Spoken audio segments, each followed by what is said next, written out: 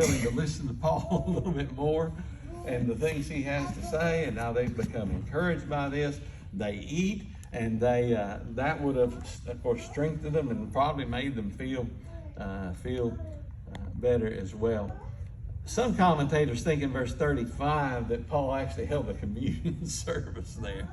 I don't know that I could say he didn't, but I just don't see that in the verse. Just because he took bread, well, where's the fruit of the vine?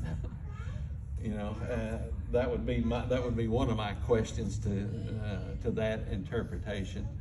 And everyone partook here. Everyone ate. Was everyone on the boat a Christian on the ship?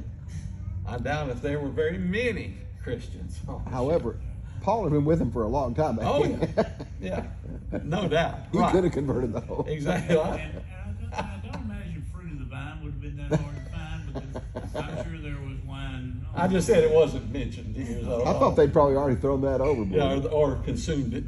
Sorry, I'm still on Lake Superior. Okay. Yeah. What'd you find? 1,300 feet. How much? 1,300. Good grief. Yes, bodies do sink because it's too cold for the bacteria to live. Yeah, there you go. Yeah. Oh, that's weird. There you go. That's weird. I ain't ever going there. I'm going swimming there for sure. As I said, it earns its title, its name there, no doubt. Verse 37, all of us in the ship are 276 persons. Again, we don't know and of course this is a trait of Luke. I'm sorry that I interrupted myself there, but this is a trait of Luke to give detail, and I don't know, I appreciate it. It just makes the story much more realistic and understandable and interesting, I think. But he finally tells us we don't know what the breakdown is here, though, as far as soldiers, crew, prisoners. We just know that the total number there is almost 300 people. So it's a large ship. I think I pointed this out a few weeks ago. It would be, some commentators said the typical seafaring vessel of this day would have probably been about like from this wall to the short wall, and even a little longer than our building. So that is, it's a good sized ship, and you can imagine trying to keep something like that from sinking in a very violent storm. Verse 38, when they had eaten enough, they began to lighten the ship by throwing out the wheat into the sea. You can almost imagine that was the last thing they had kept was food. Yeah. And now they had eaten their fill, and they said, okay, what do we got left? Into the water. Just to lighten the ship as much as they possibly could. Verse 39, when day came, so finally morning comes, the daybreak comes, they could not recognize the land. And so they see land, they can see it now at this point, and so evidently a good bit of the storm had passed, or maybe they're out of the storm completely at this point. So they could see land, but they did not recognize it. In other words, they didn't know where they were. They just said they could see the island there.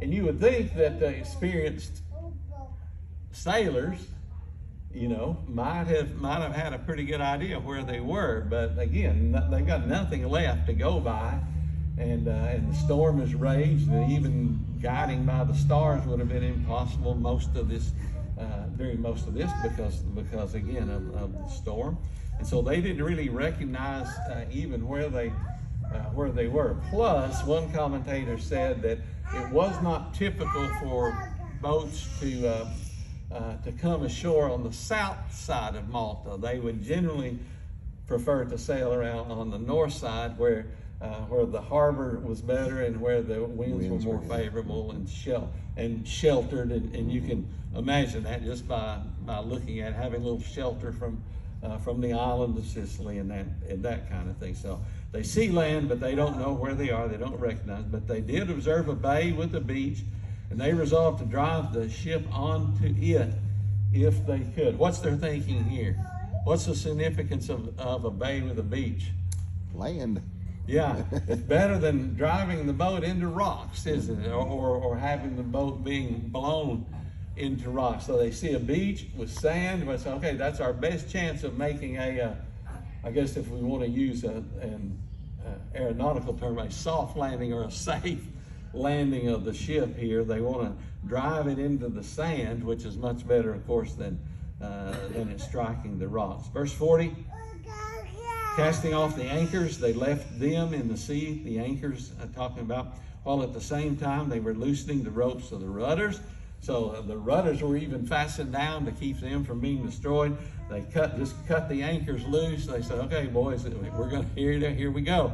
It's this or nothing, basically, at this point. Make it here to this beach or nothing. They loosened the ropes of the rudders so they could steer as well as possible. And they hoisted the foresail to the wind. I have no idea what that means. Okay, right, I can see that. They raised the sail into the wind, but I don't know what a foresail is. I guess a forward sail. Yeah, that's And again, to speed them up and guide them into the area there that they're trying to reach. And they were heading for the beach. 41, but striking a reef where two seas met, they ran the vessel aground. So they did make their destination, sort of.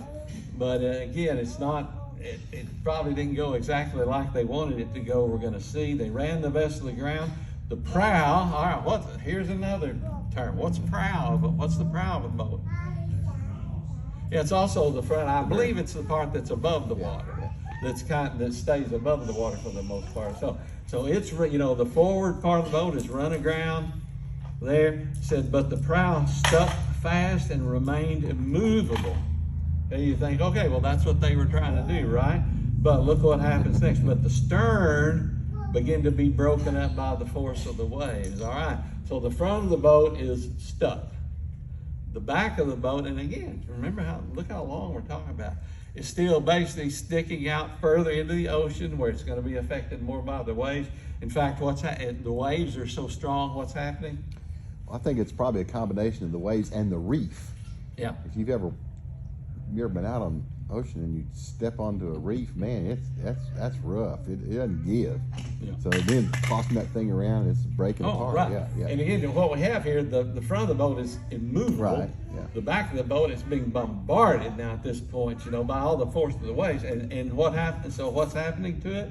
It begins to be broken up. In other words, the ship's being torn apart because the front won't move. Yeah. So there's no give. When the back of the boat, the stern is being hit by the force of evidently some pretty big waves here, something's got to give. And in this case, it's the and ship. water is powerful. We don't realize, A friend of mine and I walk every morning before daybreak, and downtown, just a little south of the Main Street Bridge, somebody did a lot of work in moving a lot of heavy rocks and creating on one of the shores what looked like a fire pit.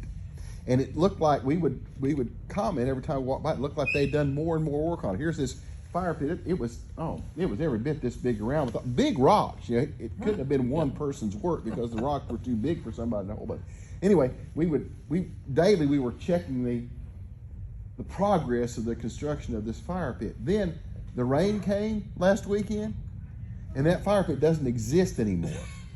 Just even the water flowing down Spadra Creek was enough to completely demolish that thing. Yeah. We fail to realize sometimes just how hard powerful. To believe. Yeah, it is hard to believe. Almost unbelievable. Yeah.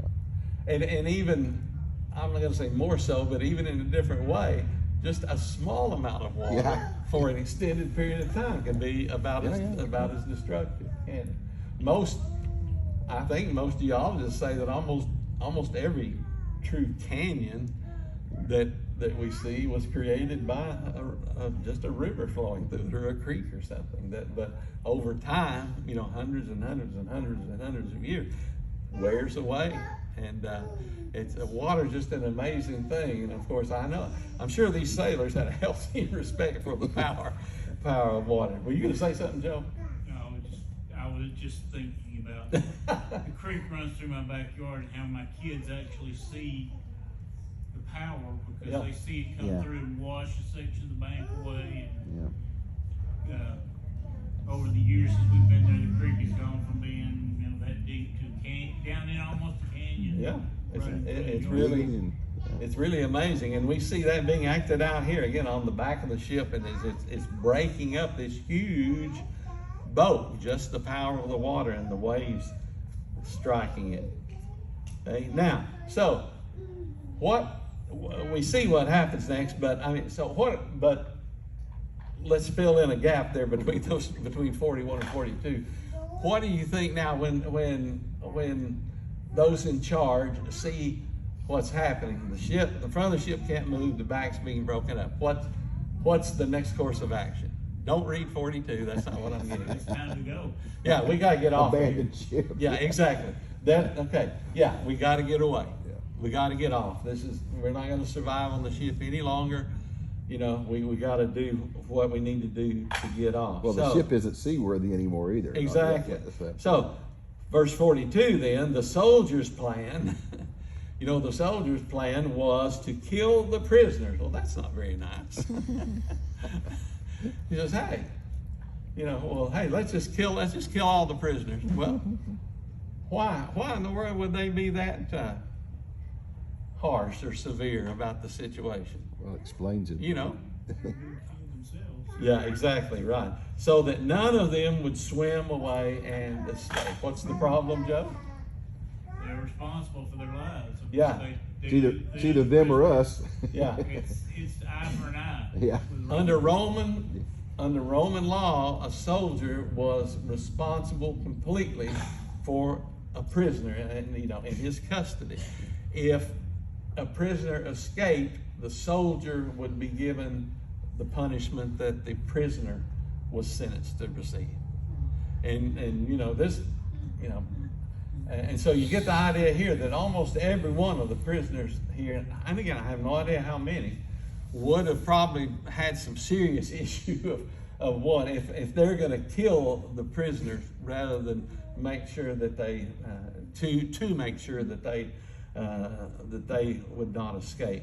And evidently this was very common in, you know, occurrence in Rome, because again, when a prisoner, as we said, it was either, one of you guys already said, it's either him or me. At this point, if the prisoner escapes, then I'm going to be held accountable. And it's not just a chewing out. Like I said, it's receiving the punishment. If this prisoner would have been sentenced to death, that means the soldier is going to be put to death. If it's an imprisonment, then the soldier would be imprisoned, or whatever the situation. That makes for some very attentive guards. Punishment is much greater for losing a prisoner than it is for killing one. You're not going to get any real trouble for killing a prisoner, but Exactly. Yeah, exactly right. But letting one escape, you just don't do that. By the way, what does that tell you about Jesus' resurrection? And the soldiers who said, oh well, we just fell asleep. You know, that kind of thing. Yeah, it was all a bunch of baloney, wasn't it? Yeah. and we know that because we know what, you know, it's recorded for us what really happened. But the Jewish leaders were pretty good about trying to cover up what really happened there, and that's just one of the factors that make their story, the Jewish leaders' account of Jesus' supposed resurrection, and to be just completely unreliable and just not even make any sense. All right, 43. But the centurion, wanting to bring Paul safely through. All right. Now, it's almost like the centurion has personal, well, I don't know another word. I've used custody of Paul for some reason. Or else he just says, you know what, this guy, and he may have known the situation with Paul, that there really wasn't a whole lot against him. He wasn't a murderer. He wasn't an insurrectionist. Do you think that Paul may have been the only prisoner among these who was scheduled to have an appearance before Caesar? Yeah, very, very well could And be. the centurion knew that. Yeah. and he may have just been listening to Paul for Exactly. his journey. Very much so. Yeah. Become favorably impressed with Paul during this whole time. Exactly. I think all of those things probably come into view. So he wants to bring Paul safely through. He kept them from their intentions. So, of course, being the head soldier in charge of he's a centurion, not a captain, but in charge of the soldiers. He basically orders them, no, we're not going to do that. So they commanded those who could swim to jump overboard first and get to land as quick as they could, and the rest, what's the rest mean? Those who couldn't swim. Those that couldn't swim. And it'd be interesting to know the breakdown there, but Luke doesn't really help us with that.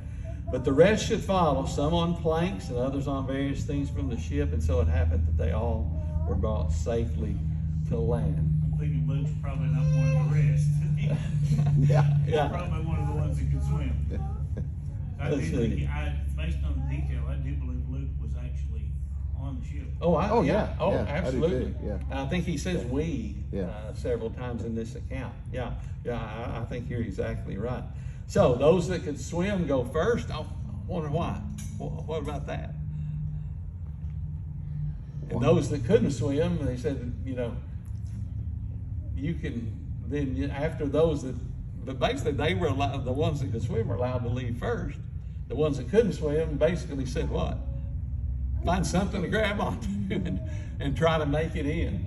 I have a feeling that those who could swim may have been of some assistance. Yeah, assisting. I think so. They go first because they can assist the other ones trying to make it into safety. At least that's what happened in the movie Titanic. Yeah. Well, that door just wasn't big enough for both of them. So. Yeah, that's right. All right. So it happened, though, just as Paul had related, from God, that they all were brought safely to land. Again, that's a miracle, isn't it? You look at this many people, the storm that had been so long, everything they had gone through, the shipwreck that they had went through here, everything that had happened, even to the getting off the ship here at this point as well. Those, evidently a good number that couldn't even swim, and yet they all made it to safety. Not one life was lost. Pretty amazing. And I just want to read verse 1 of 28 and we'll stop. And when they had been brought safely through, then we found out the island was called Malta. Luke, there's a we again, Joe. We see, Luke says, when we get there, you remember it said earlier, nobody recognized it, not even the sailors. We get there, found, this is Malta. So, we know where that island. We know where that is, but they had no idea at that point. Comments or questions? Thank you for listening. Thank you for your input.